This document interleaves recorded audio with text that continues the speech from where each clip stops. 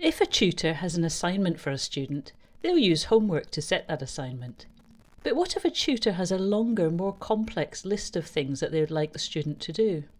Perhaps they want the student to go away and look at a range of learning materials before their next session.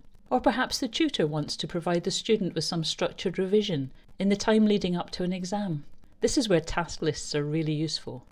So let's take a look at a task list.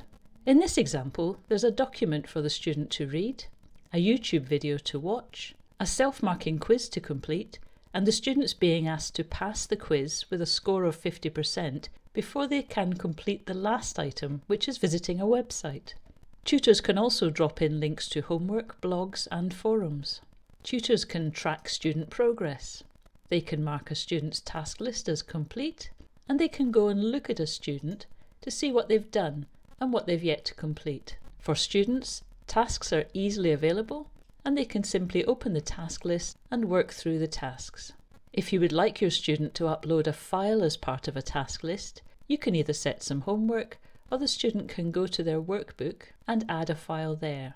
The tutor can come here and mark and grade the student's work and provide feedback, just like in homework. So you can see that task lists and the workbook together provide a powerful solution for tutors to set more extended learning for their students.